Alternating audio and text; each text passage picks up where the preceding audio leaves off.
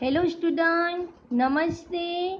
कक्षा 6 सब्जेक्ट हिंदी आपने रिवीजन किया होगा। आपको पता ही होगा मैं प्रश्न 2 अ में है हम चैप्टर 1 उसमें जो मैंने आधे क्वेश्चन आपको मैंने समझाए थे आज हम पूरा करेंगे। फिर सारे मिला के अच्छी ढंग से लिखोगे आप नोट में। आप सबको नोट अब तो मिल ही गई होगी, बुक्स भी मिल गए होंगे। अगर नहीं मिले तो सडनली ले लीजिए, अपना अभ्यास क्रम में ध्यान दीजिए और पूर्ण करने का प्रयास कीजिए। तो आज मैं आपको प्रश्न 2 जो रिवीजन में हमारा बाकी रह गया था, तो नंबर 6 पे हम जाएंगे। हिरनी को आराम कैसे मिला? डॉक्टर ने हिरनी के पैर में से गोली निकाली और उस पर मरहम लगाया, तब हिरनी को आराम मिला। आप सबने ये कहानी सुनी थी ना। हिरनी के पैर में क्या लगी थी? गोली। और फिर शिकारी उनको कहाँ ले गया? डॉक्टर के पास। तो डॉक्टर ने उन पर क्या लगा दी? दवाई। तब उनको क्या मिला? आराम।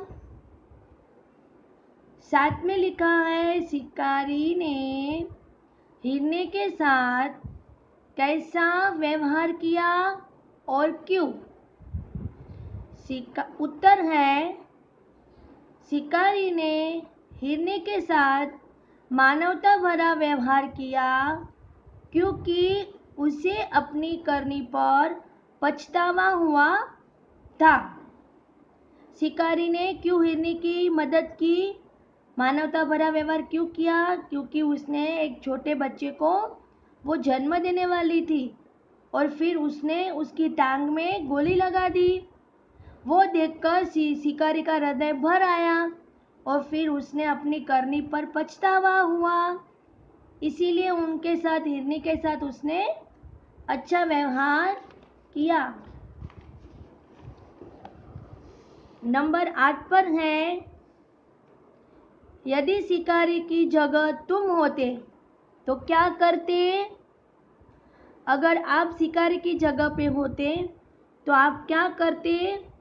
उत्तर है यदि शिकारी की जगह मैं होता तो मैं भी हिरनी की मदद करती।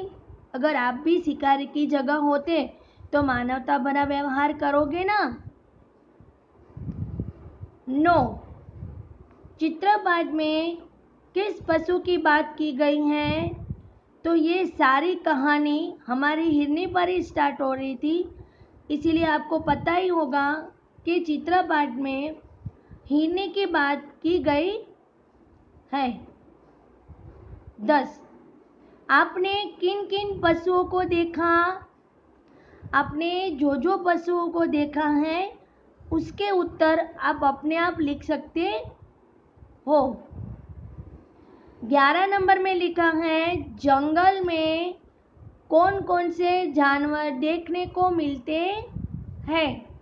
वो भी आपको पता होगा कि जंगल में कौन कौन से पशु देखने को मिलते हैं। जानवर, शेर, हिरनी, जिराफ, हाथी, लोमड़ी, हिरण, खरगोश जैसे आदि जानवर देखने को मिलते हैं।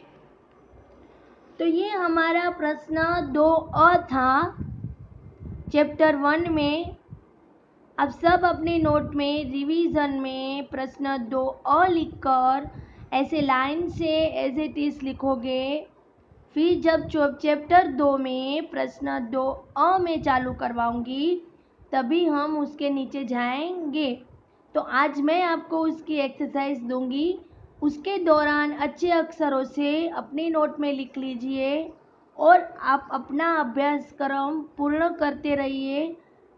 सडनली कभी भी आपका एग्ज़ाम की तैयारी आपको रखनी है, यानी अभ्यास क्रम में ध्यान देने का आपको पूरा प्रयास करना है।